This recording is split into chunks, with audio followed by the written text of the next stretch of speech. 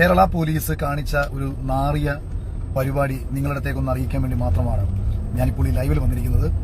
സമൂഹത്തോട് സംവദിക്കാൻ കഴിഞ്ഞ 15 വർഷമായി ഞാൻ ഉപയോഗിച്ചുകൊണ്ടിരുന്ന എൻ്റെ സോഷ്യൽ മീഡിയ ഫേസ്ബുക്ക് പേജിനെ ഈ പോലീസിനും സർക്കാരിനും ഇവിടുത്തെ രാഷ്ട്രീയ പാർട്ടികൾക്കുമൊക്കെ ഇത്രയേറെ ഭയമാണോ എന്നത് എനിക്ക് മനസ്സിലാകുന്നില്ല. എന്ത് അടിസ്ഥാനത്തിലാണ് എൻ്റെ പേജ് സൈബർ സെല്ലിൽ നിന്ന് റിപ്പോർട്ട് ചെയ്യിച്ചിട്ട് ഇന്ത്യയിൽ നിന്ന് എടുത്തു കളയാൻ വേണ്ടി ഇവർ ശ്രമിച്ചത്? ഇന്ത്യ മഹാരാജ്യത്തെ പല പള്ളികളും പൊളിക്കാൻ ശേഷിയുള്ള സംഘടനയുള്ള ഒരു രാഷ്ട്രീയ പാർട്ടി ആയിരുന്നില്ലേ ഇത്? ചെയ്തിട്ടില്ലല്ലോ ഒരു കാലത്തും. എന്തൊക്കെയായിരുന്നടേ, മലപ്പുറം കത്തി, മെഷീൻ ഗണ്ണ്, ഒലക്കട മൂട്, അവസാനം മാരാർജി മൂഞ്ചി. സംഭവം എന്താന്ന് വെച്ചാൽ, ഇത്രയും നാൾ നമ്മുടെ മാരാർജി എന്ന് ഘോര പ്രസംഗിച്ചിട്ടുണ്ടായിരുന്ന തൻ്റെ ഫേസ്ബുക്ക് അക്കൗണ്ട് കേരള പോലീസ് നീക്കം ചെയ്തിരിക്കുകയാണ് സുഹൃത്തുക്കളെ. So hi guys, welcome back.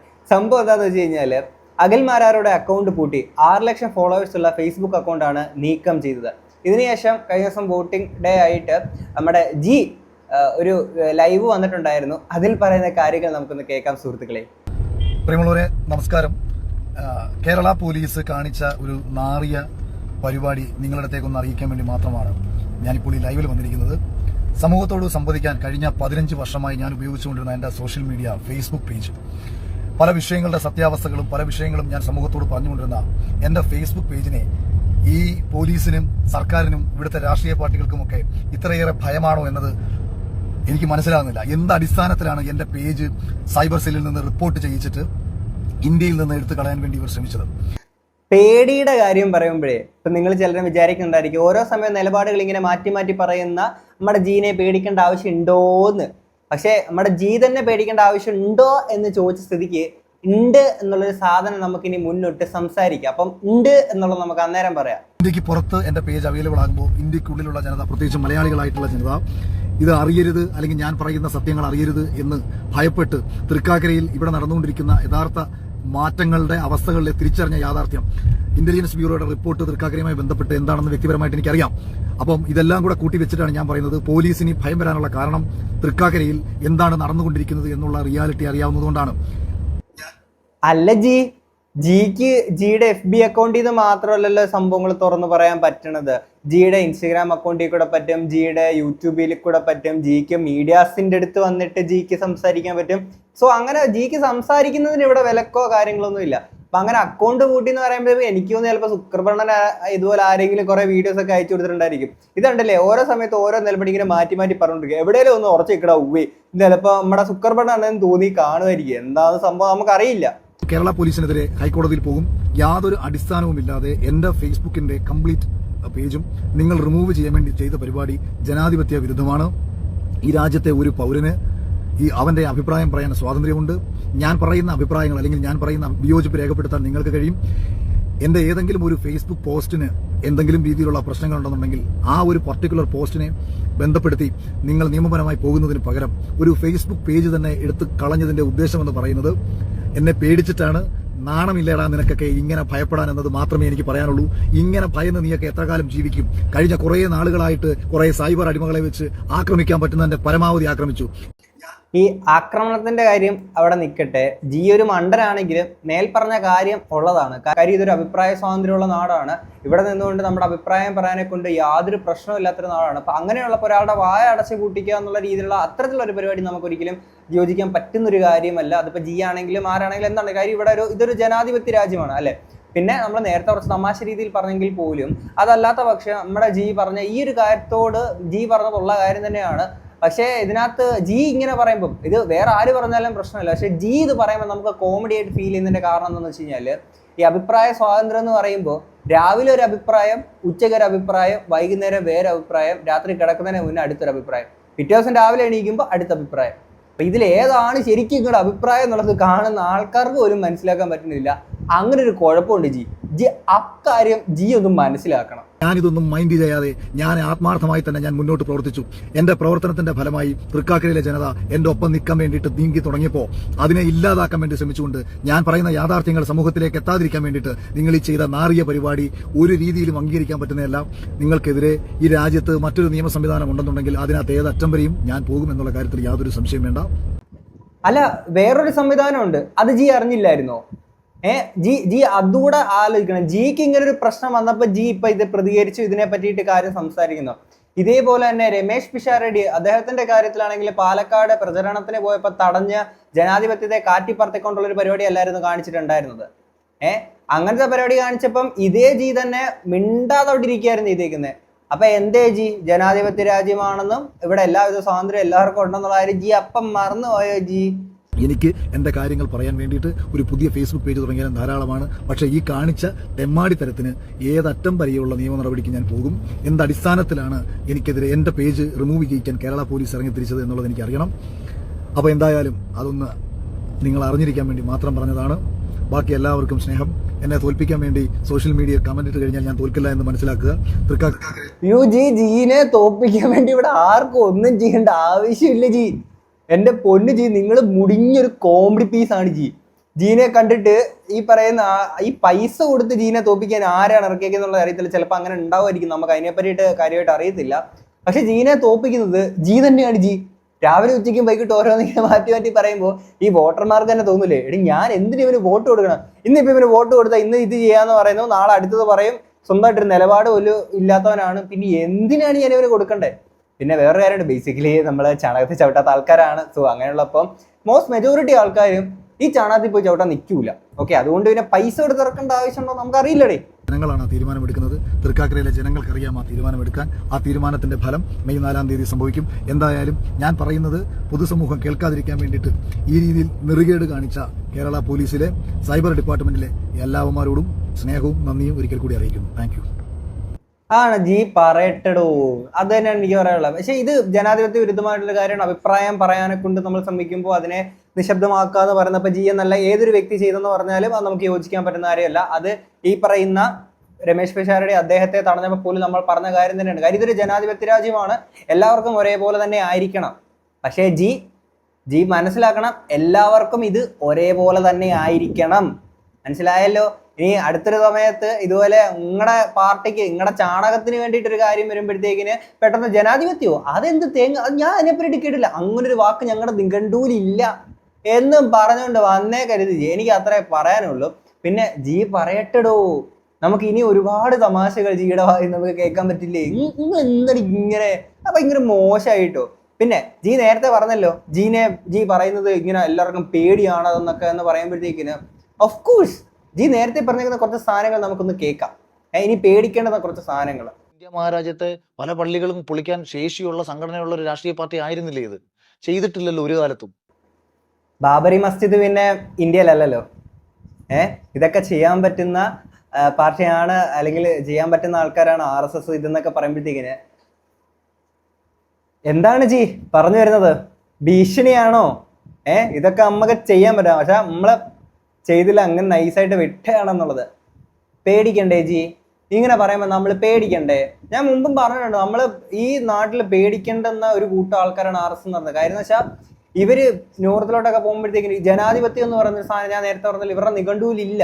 പിന്നെ ചാണകം കാണുമ്പോൾ കുറെ വീഡിയോസ് ഒക്കെ കാണാൻ പറ്റൂടെ, ഗോമൂത്രമാണെങ്കിൽ ഇന്ന് കുട്ടികൾക്ക് കൊടുക്കേണ്ടുന്ന പാല് ഒരു കവർ മറ്റേ 1 ലിറ്റർ പാല് മറ്റേ ബക്കറ്റിനകത്ത് കലക്കിയിട്ട് സ്കൂളിൽ കുട്ടികൾക്ക് കൊടുക്കുന്നത്. എന്നാൽ ഗംഗാ നദിയിൽ ഈ പറയുന്ന ഒരു എന്താ പറയാ മറ്റേ ഇല്ല ഡെപ്പ ഉണ്ടല്ലോ സൊസൈറ്റിയിലൊക്കെ കൊണ്ടുവന്നേ, അതിനകത്ത് മൊത്തം പാലൊഴുക്കി ഈ വെള്ളത്തിലോട്ട് കളയുന്നു, എന്നിട്ട് ചാണകത്തിൽ പൊറോട്ട മുക്കി തിന്നുന്നു. അങ്ങനത്തെ കുറെ വിവരക്കേടുകൾ കാണാൻ സാധിക്കും. ഇതൊക്കെയാണ് ഇവന്മാരുടെ മെയിൻ പരിപാടികൾ. പിന്നെ ഈ ജയ് ശ്രീറാം വിളിക്കുന്നത് ഓരോ ആൾക്കാരും ഭക്തിയോടെ മുമ്പ് വിളിച്ചിട്ടുണ്ടായിരുന്നെങ്കിൽ ഇന്നത് വിളിക്കുന്നത് വേടൻ ഒരു ഇന്റർവ്യൂവിനകത്ത് പറഞ്ഞ പോലെ തന്നെ മറ്റൊരാളെ ഇല്ലാണ്ടാക്കാൻ വേണ്ടിയിട്ടാണ് ജയ് ശ്രീറാം വിളിക്കുന്നത്. എന്നിട്ട് കുറച്ച് ഈ പറയുന്ന മറ്റ് സ്റ്റേറ്റുകളിലെ ഈ ഇലക്ഷൻ പ്രചരണത്തിനുള്ള കുറച്ച് വീഡിയോസ് കണ്ടിട്ടുണ്ടായിരുന്നു. ഇവര് നേരെ പബ്ലിക്കായിട്ട് നിന്നിട്ട് ഈ മുസ്ലിം പള്ളിയുടെ നേരെ നോക്കിയിട്ട് ഇങ്ങനെ അമ്പ് വിടുന്ന പോലത്തെ പരിപാടികൾ ഇവർ കാണിക്കുക. പറ്റുകയാണെങ്കിൽ ആ വിഷ്വൽസ് ഞാൻ ഒന്നുകൂടെ ഇങ്ങോട്ടേക്ക് വെക്കാം, ഇനി കുറെ തപ്പിപ്പോണം സ്ക്രോൾ ചെയ്ത് ഇൻസ്റ്റയില്. ഓക്കെ, അപ്പൊ അങ്ങനെ കുറെ സംഭവങ്ങളൊക്കെ കണ്ടിട്ടുണ്ടായിരുന്നു. അപ്പൊ ഇതൊക്കെ കാണുമ്പോഴത്തേക്കും നമ്മൾ ശരിക്കും പേടിക്കണം. ആ കൂട്ടത്തില് ഇപ്പൊ ബാബറി മസ്ജിദ് പൊളിച്ചതാണെങ്കിലും നമ്മുടെ നാട്ടിലെ പല കലാപങ്ങൾ ചരിത്രം പരിശോധിക്കുമ്പോഴും ഈ അടുത്തും ഒക്കെ ആയിട്ട് ഉണ്ടാക്കിയേക്കുന്ന ഒരുപാട് കലാപങ്ങളുണ്ട്. ഓക്കെ, ഇത് പലപ്പോഴും മോദി മീഡിയാസ് റിപ്പോർട്ട് ചെയ്യാറില്ല എന്നുള്ളത് തന്നെയാണ് വാസ്തവം. അങ്ങനെയൊക്കെ ഉള്ളപ്പം അങ്ങനെ ഒരു ബാക്ക്ഗ്രൗണ്ട് ഉള്ള അല്ലെങ്കിൽ അങ്ങനെ ഒരു സ്വഭാവമുള്ള ഈ RSSന്റെ അല്ലെങ്കിൽ അവർക്ക് ഇത് ചെയ്യാൻ പറ്റും പക്ഷെ നമ്മൾ ചെയ്തില്ലല്ലോ എന്നൊരു സ്റ്റേറ്റ്മെന്റ് പറയുമ്പോൾ ജി നമ്മൾ പേടിക്കണ്ടേ ജി? നിങ്ങൾ തന്നെ നേരത്തെ പറഞ്ഞു ഇവിടെ ഈ വർഗീയത ഉണ്ടാക്കുന്ന പാർട്ടിയാണെന്ന് പറഞ്ഞിട്ട് നിങ്ങൾ തന്നെ ഇതിനകത്ത് പോയി ചേരുന്നിട്ട് ഒരുമാതിരി ഞാൻ മുമ്പത്തെ പല വീഡിയോസിനകത്താണെങ്കിൽ ഞാൻ പറഞ്ഞിട്ടില്ല, ഒരു ഫണ്ട് രീതിയിൽ ഞാൻ പറഞ്ഞു പോയിട്ടേ ഉണ്ടായിരുന്നുള്ളൂ. പക്ഷെ ഇവിടെ ഞാനത് പറയുകയാണ്, എൻ്റെ പൊന്ന് ജി, അപ്പപ്പ കാണുന്നവനെ അപ്പാന്ന് കയറി വിളിക്കുന്ന ഈ ഒരു ഗുണമുണ്ടല്ലോ, ഇത് ജിക്ക് ഈ ഒരു സംഖ്യയാവാനുള്ള, ഈ RSSൽ കയറാനുള്ള ക്വാളിഫിക്കേഷൻ ആണെന്നുള്ളത് മാത്രം ജി മനസ്സിലാക്കുക എന്നുള്ളത് മാത്രമേ ഉള്ളൂ. നമ്മൾ ഈ പ്രാദേശിക വിഷയങ്ങളൊക്കെ എല്ലായിടത്തും ആ ഉണ്ടാവും. വാക്കുകളൊക്കെ സൂക്ഷിച്ച് ഉപയോഗിക്കണ്ടെങ്കിൽ പള്ളി പൊളിക്കാൻ ശേഷിയുള്ള പാർട്ടി എന്നൊക്കെ അങ്ങനെ സംഘടനയുടെ വലിപ്പം വെച്ചിട്ട് Okay, ഇറങ്ങി തിരിച്ചാൽ RSS വലിയ സംഖ്യാബലമുള്ള സംഘടനയാണ്. അങ്ങനെ അത്രയും സംഘടനാ ശേഷിയുള്ള ഒരു രാഷ്ട്രീയ പ്രസ്ഥാനം നിങ്ങൾ, അതായത് നിങ്ങൾ അങ്ങനെയാണല്ലോ ആക്ഷേപിക്കുന്നത് ഇവരെയൊക്കെ. അത് ഞാൻ പറഞ്ഞ ഒരാളുടെ ലക്ഷ്യം അതാണെങ്കിൽ ചെയ്യില്ലേ? അത് ചെയ്തല്ലോ. ഞാൻ പറഞ്ഞില്ലേ, ബാബറി മസ്ജിദ് പിന്നെ എവിടെയായിരുന്നു? അങ്ങനെ നോക്കുകയാണെങ്കിൽ നമ്മുടെ നാട്ടിൽ ഇവിടെ കാണിക്കുന്ന കലാപങ്ങളും പ്രശ്നങ്ങളും ഒന്നും നിങ്ങളെ കാണണില്ലേ? ഇത്ര സ്ട്രെങ്ത് ഉണ്ട് എന്ന് പറഞ്ഞുണ്ട്. ഓക്കെ, ഇപ്പോൾ ഒരു സ്ഥലത്ത് ചെന്നിട്ട് അവിടെ ഇച്ചിരി സ്ട്രെങ്ത് കൂടുതലാണ്, ഇപ്പോൾ X or Y സ്ട്രെങ്ത് കൂടുതലാണ്. സ്ട്രെങ്ത് കൂടുതലാണെങ്കിൽ അതിൻ്റെ അർത്ഥം മറ്റുള്ള ഒരാളെ നമുക്ക് ഇല്ലായ്മ ചെയ്യാനെ കൊണ്ട് നമുക്ക് പറ്റും. പിന്നെ നമ്മൾ വിട്ടേക്കാണ്, എന്തെങ്കിലും ഇങ്ങോട്ട് വന്നാൽ തീർത്തളെ ഈ ഒരു സാധനമാണോ ജി? അത് ഏത് ജനാധിപത്യ രാജ്യത്താണ് ഇത്തരത്തിലുള്ള ഒരു കാര്യമുള്ളത്? നമുക്ക് സ്ട്രെങ്ത് കൂടുതലുള്ള എവിടെയാണോ അവിടെ നമുക്കാണെങ്കിൽ ജനാധിപത്യ ഈ സംഭവങ്ങളൊന്നും നമുക്ക് നോക്കേണ്ട കാര്യമില്ല. ഈ പറയുന്ന പള്ളി പൊളിക്കോ കാര്യങ്ങൾ എന്തും നമുക്ക് ചെയ്യാം. എന്ത് ജി അങ്ങ് വീട്ടിൽ പോയി പറഞ്ഞാൽ മതി കേട്ടോ. അല്ലെങ്കിലും ജിയുടെ നാക്കിന് ഒരിച്ചിരി പ്രശ്നമാണ്. കാര്യം ഓപ്പറേഷൻ സിന്ദൂർ നടന്ന സമയത്ത് ഇന്ത്യ ബലൂചിസ്ഥാന് ഫണ്ട് ചെയ്തു എന്നുള്ള തെമ്മാടിത്തരം വിളിച്ച് പറഞ്ഞിട്ട് അവസാനം ഒളിവിലൊക്കെ പോയതല്ലായിരുന്നോ ജിയുടെ നാക്കിന് ഭയങ്കര പ്രശ്നമാണ്. ഇനി അടുത്ത സാധനങ്ങൾ കേൾക്കാം. കേരളത്തിൽ BJPക്ക് വർഗീയത പ്രചരിപ്പിക്കുകയാണ് ലക്ഷ്യമെങ്കിൽ എന്തിനാണെന്ന് ഈ സാബു ജേക്കബിന്റെയും 2020 ആവശ്യം BJPക്ക്? അവരെ കൂടെ കൂട്ടുന്നത് വർഗീയത പ്രചരിപ്പിക്കാനാണ്. അങ്ങനെയാണ് PC ജോർജ് വന്ന് പറഞ്ഞിട്ടുണ്ടായിരുന്നു, ഇത് ഇന്ത്യയിൽ ക്രിസ്ത്യാനികളെ ചേർത്ത് പിടിപ്പിക്കുന്നത് BJPക്കാരാണെന്നുള്ള സാധനം പറഞ്ഞിട്ട്. ഇങ്ങനെയൊന്നും ഇതൊന്നും അറിയണില്ലേ? ഈ കഴിഞ്ഞ ക്രിസ്മസിന് നോർത്തിൽ ഒക്കെ ആയിട്ട് ക്രിസ്മസ് ആഘോഷിച്ചുകൊണ്ടിരുന്ന ആളുകളെ, ക്രിസ്ത്യാനികളോട് എന്തൊക്കെയാണ് ഈ RSSകാർ ചെയ്തതെന്നുള്ളത് കണ്ടില്ലായിരുന്നോ? ഇത് ഒന്നും പറയണില്ല. കൂടെ കൂട്ടിയപ്പോൾ മാത്രമല്ല ഈ ഒരു സ്റ്റേറ്റ്മെന്റ് മാറ്റം വരുന്നത്. ഇതിന് മുമ്പാണെങ്കിലും ഈ പറഞ്ഞ ക്രിസ്ത്യൻസ് ആണെങ്കിലും മുസ്ലിംസ് ആണെങ്കിലും BJP ഒപ്പം ഉണ്ടായിരുന്നു അല്ലെ? BJPയുടെ ഒപ്പം ഉണ്ടായിരുന്നു മുമ്പും. പക്ഷെ അപ്പോഴും ആ നിലകൊള്ളുമ്പോൾ തന്നെയായിരുന്നു മാരാർ പറഞ്ഞിട്ടുണ്ടായിരുന്നത് അതൊരു വർഗീയ പാർട്ടിയാണ്. അല്ലാതെ പെട്ടെന്ന് ഒരു 20 ഞാൻ ഒരിടത്തും പറഞ്ഞിട്ടില്ല. തീർച്ചയായിട്ടും പറഞ്ഞിട്ടുണ്ട്. ഞാൻ പറഞ്ഞ നിങ്ങൾ കൃത്യമായിട്ട് ഞാൻ പറഞ്ഞു. എൻ്റെ പൊന്നെ ജി, ഞാൻ മുമ്പ് പല വീഡിയോസിനകത്ത് ഞാൻ ആ പറഞ്ഞേക്കുന്നത് വെച്ചിട്ടുണ്ട്. ഇനി അത് റിപ്പീറ്റഡ് ആയിട്ട് എത്ര വീഡിയോസിനകത്ത് ഇത് വെക്കേണ്ടതായിട്ട് വരും. എൻ്റെ പൊന്ന് ജി, നിങ്ങൾ പറഞ്ഞ എല്ലാവരും കേട്ടിട്ടുള്ളതാ. ഇപ്പൊ കണ്ണടച്ചിട്ട് ഇരുട്ടാക്കി എന്നിട്ട് ഇതിപ്പോ ഇരുട്ടാണ് കേട്ടോ, എന്നെ കാണുന്നില്ലല്ലോ അല്ലേ, എനിക്കറിയാം എന്ന് പറയണ പോലെയാണ്. അല്ലെങ്കിൽ ഞാൻ പറഞ്ഞിട്ടുണ്ട്, ഇവറ്റകൾക്ക് ഇതിനുള്ള ബുദ്ധിയേ ഉള്ളൂ. അവർ മുന്നോട്ട് വെക്കുന്നു എന്ന് ഞാൻ പറഞ്ഞത് തെരഞ്ഞെടുപ്പ് സമയത്ത് ഹിന്ദുത്വ ദേശീയ ബോധം ഉയർത്തിപ്പിടിക്കുന്ന രാഷ്ട്രീയ ആശയമാണ് അവർക്കുള്ളത്. BJP മുന്നോട്ട് വെക്കുന്ന ആശയത്തെ ഡെവലപ്മെന്റ്സിനെക്കാട്ടിയും കൂടുതലും പല സമയത്തും തെരഞ്ഞെടുപ്പ് സമയത്ത് ഞാനത് നിങ്ങൾ കൃത്യമായിട്ട് അതിന്റെ ലോജിക്ക് മനസ്സിലാക്കി. ബ്രെയിൻ ഇല്ലാത്ത ആൾക്കാരാണ് ഈ വന്നിരുന്നിട്ട് ലോജിക്കിനെ പറ്റിയിട്ട് സംസാരിക്കുന്നത്. അത് കുറച്ച് ബ്രെയിന് അല്ലെങ്കിൽ കോമൺ സെൻസ് എന്നൊക്കെ പറഞ്ഞ സാധനമുണ്ട്. അതുള്ളവർക്ക് ചിന്തിക്കാൻ പറ്റിയൊരു, അല്ലെങ്കിൽ അവർക്ക് പറയാൻ പറ്റിയൊരു സാധനമാണ് ഈ ലോജിക്ക് എന്നൊക്കെ പറയുന്നത്. നിങ്ങൾക്ക് പറഞ്ഞേക്കുന്ന സാധനമല്ല, മനസ്സിലായില്ലേ? പിന്നെ ഇതിന്റെ കാര്യം പറയുമ്പോഴേ, നിങ്ങളുടെ ഒട്ടക പട്ടി വന്നിട്ട് ഇതുപോലെ മറ്റേ ഗുരുവായൂരമ്പലത്തില് ഇതുപോലെ കണ്ടില്ലേ, മുസ്ലിങ്ങളുടെ പേരാണ് മൊത്തം. ഇനി 2026 ആരുടെ പേര് വരണം, ഒരു ഹിന്ദു പേര് വരണം, ഹിന്ദു MLA വരണം. എന്നിട്ട് ഒരു ഫ്ലെക്സ് അടിച്ച് വെച്ചിരിക്കുന്നു, ഒരു സൈഡ് മൊത്തം പച്ച കളറിൽ വെച്ചിട്ട് ആ മുസ്ലിം നാമധാരികളായിട്ടുള്ള ആളുകളുടെ പേരും തൊട്ടിപ്പുറത്ത് ഇങ്ങേറെ മറ്റേ കാവ്യ കളറും വെച്ചിട്ട് അങ്ങനെയുള്ള സാധനങ്ങൾ പരസ്യമായിട്ട് കാണിച്ചേക്കുന്ന, പച്ച വർഗീയത കാണിച്ചേക്കുന്ന പരിപാടികൾ കണ്ടില്ലായിരുന്നു? ഇവിടെ ഇരുന്നുകൊണ്ട് പറയുന്നത് ഇപ്പൊ പച്ച വർഗീയതയല്ലേ പറഞ്ഞുകൊണ്ടിരിക്കണത്? RSS സ്ട്രെങ്ത് കൂടുതലാണെങ്കിൽ അങ്ങ് ശനത്തി വെക്കുവോ? ഇത് ഞാൻ മുമ്പ് പറഞ്ഞിട്ടുണ്ട്, ഇതൊന്നും ഒരുത്തൻ്റെ തന്തട വകയല്ല നമ്മുടെ ഈ രാജ്യം. ഓക്കെ, പക്ഷേ മമ്മൂട്ടിയോ മോഹൻലാലോ മത്സരിച്ചാൽ പോലും കേരളത്തിലെ നിയമസഭാ തെരഞ്ഞെടുപ്പിലോ ലോക്സഭാ തെരഞ്ഞെടുപ്പിലോ ജയിക്കില്ല. സുരേഷ് ഗോപി ജയിച്ചത് അദ്ദേഹം ഒരു നല്ല മനുഷ്യനായതുകൊണ്ടാണ്. ഒരുപാട് കാര്യങ്ങൾ ജനങ്ങൾക്ക് വേണ്ടിയിട്ട് ഒരു പബ്ലിസിറ്റിയും ആഗ്രഹിക്കാതെ ഒരുപാട് വർഷങ്ങൾക്ക് മുന്നേ ചെയ്തതുകൊണ്ടാണ്. അയാളൊരു നല്ല മനുഷ്യനാണെന്ന് ജനത്തിന് ഏതോ ഒരു പോയിന്റിൽ തോന്നിയത് കൊണ്ടാണ് ജയിച്ചത്. തൃശ്ശൂർക്കാർക്ക് പറ്റിയൊരു അബദ്ധം, അത് മതി, കൂടുതൽ ഡെക്കറേഷൻ ഒന്നും വേണ്ട. പിന്നെ ഉന്നത കുലജാതനാവണം, പിന്നെ മാങ്ങാ തൊലി മറ്റേ തൊലി എന്നൊക്കെ പറഞ്ഞുകൊണ്ടേ ഇതൊക്കെ പറഞ്ഞുകൊണ്ടിരിക്കുന്നത് ഇങ്ങേർക്ക് എങ്ങനെയാണ് നല്ലൊരു മനുഷ്യനാകാൻ പറ്റുന്നത്? പിന്നെ പറയുന്നല്ലോ, ഇപ്പം ലാലേട്ടനാണെങ്കിലും മമ്മൂക്കയാണെങ്കിലും നിന്നാൽ ജയിക്കില്ല. കാരണം എന്താണ്? ജിക്ക് ക്വാളിഫിക്കേഷൻ ഉണ്ട്, എന്താണ്? നല്ലൊരു മനുഷ്യനാണ്, കുറേ ആളുകൾക്ക് സഹായം ചെയ്തിട്ടുണ്ട്. പിന്നെ ലാലേട്ടനും മമ്മൂക്കയൊന്നും ആർക്കും സഹായം ചെയ്യാത്ത ആൾക്കാരാണല്ലോ, അല്ലേ അത് അങ്ങനെ അല്ലേ? അതൊന്നും കാണൂല, അത് പറയൂല. കാരണം എന്താണ്? ചാണകത്തിൽ ചവിട്ടി പോയില്ലേ, അതങ്ങനെയേ വരുള്ളൂ. പിന്നെ ഒരു മനുഷ്യൻ്റെ നല്ല ക്വാളിറ്റീനെ പറ്റിയിട്ടാണ് പറഞ്ഞതെന്നുണ്ടെങ്കിൽ ഒരു നല്ല മനുഷ്യന് വേണ്ടുന്ന ഒരു ക്വാളിറ്റി എന്താണ്? ഞാൻ ഉന്നത കുലജാതനായിട്ട് എനിക്ക് അടുത്ത ജന്മത്തിൽ ജനിക്കണം എന്ന് പറയുന്നതാണോ ഒരു മനുഷ്യൻ്റെ നല്ല ക്വാളിറ്റി? ഞാൻ സവർണനാണ്, വലിയ മേൽജാതി കീഴ്ജാതി ഇത് ഉണ്ടാക്കണതാണോ നല്ല ക്വാളിറ്റി എൻ്റെ ജി? പിന്നെ ജി, നമ്മൾ ഓപ്പോസിറ്റ് ഇരിക്കുന്ന ഒരു വ്യക്തിനെ അവൻ്റെ ജാതി മത വർണ്ണ വിവേചനങ്ങളൊന്നും നോക്കാതെ തന്നെ അവനെ മനുഷ്യനായിട്ട് തന്നെ കാണാൻ പറ്റുന്നതാണ് ഒരു മനുഷ്യനെ സംബന്ധിച്ചിടത്തോളം അവൻ്റെ ഏറ്റവും വലിയൊരു നല്ല മനുഷ്യനാവാനുള്ള ഒരു ക്വാളിറ്റി ആയിട്ട് ഞാൻ കാണുന്നത്. അത് പറ്റാത്തൊരാളെ എന്നിട്ട് നിങ്ങൾ നേരെ നിന്നിട്ട് ഇങ്ങനെ കണ്ടോ, മമ്മൂട്ടിയും ലാലേട്ടോ അതുപോലൊന്നുമല്ല, നമ്മുടെ ജി കുറെ സഹായം ചെയ്യുന്നുണ്ട്, അതാകുമ്പോൾ വേറെ ആരും സഹായം ഒന്നും ചെയ്യുന്നില്ലല്ലോ, അല്ലയോ ജി? പിന്നെ പപ്പടമൊക്കെ കൊടുക്കുമ്പോഴത്തേക്കിന് ആരോ തൊട്ടാകുമ്പോഴത്തേക്കിന് നേരെ ഇങ്ങനെ പൊടിച്ച് സൈഡിലോട്ട് മാറ്റിയ ജിയുടെ ഒക്കെ വിടുന്നത്. പിന്നെ ജി നേരത്തെ പറഞ്ഞല്ലേ ജിയുടെ അക്കൗണ്ടൊക്കെ അടിച്ച് പൂട്ടിച്ചു ഈ സാധനം പറഞ്ഞു. ഞാൻ ആ ഒരു കാര്യത്തോട് ഞാൻ ജീൻ്റെ അടുത്ത് ജി പറഞ്ഞ ആ കാര്യം ഞാൻ യോജിക്കുന്നുണ്ട്. അഭിപ്രായ സ്വാതന്ത്ര്യം ഇവിടെ എല്ലാവർക്കും ഉണ്ട്. അത് നിശബ്ദമാക്കാൻ വേണ്ടിയിട്ട് കാണിക്കുന്ന ആ ഒരു പരിപാടിയോട് നമ്മൾ ഒരിക്കലും യോജിക്കില്ല. ഇവിടെ എല്ലാവർക്കും, അത് ഏത് ആളാണെങ്കിലും അവർക്ക് ഇവിടെ സംസാരിക്കാനുള്ള അനുവാദമുണ്ട്, അതിനുള്ള അവകാശമുണ്ട്. തീർച്ചയായിട്ടും അവർ സംസാരിക്കാനേ വേണം, അങ്ങനെ അടച്ചു കൂട്ടിക്കാൻ പറ്റില്ല. പക്ഷെ ഇത് നിങ്ങൾക്ക് വേണ്ടി മാത്രമുള്ള നിയമമല്ല എന്നുകൂടി ജി മനസ്സിലാക്കണം. ഓക്കെ, പിന്നെ പേടിക്കണം, ജിയെ പേടിക്കണം എന്ന് ഇങ്ങനെയുള്ള ജി ലൈവിനകത്ത് പറഞ്ഞൊരു സാധനം ഉണ്ടല്ലോ, ഇനി പേടിച്ചിട്ടാണോ എന്നുള്ള രീതിയിലൊക്കെ പറയുമ്പോഴത്തേക്കിന് ശരിയാണ് ജി വന്ന് നേരത്തെ പറഞ്ഞേക്കുന്ന RSSന്റെ സ്ട്രെങ്ത് അങ്ങനെ ക്ഷണത്തിൽ വെച്ചേക്കല്ലേ. അപ്പം അങ്ങനെ പറയുമ്പോൾ നമ്മൾ പേടിക്കണം. സീരിയസ്ലി ഗൈസ്, അങ്ങനെ ഇവരങ്ങനെ പറഞ്ഞിട്ടുണ്ടോ? നമ്മൾ പേടിച്ചേ പറ്റുള്ളൂ. ഇവരെങ്ങാണം ഭരണത്തിൽ കയറി വന്നു കഴിഞ്ഞുള്ള അവസ്ഥ ഒന്ന് ആലോചിച്ച് നോക്ക്. സ്ട്രെങ്ത് കൂടുതലാണ്.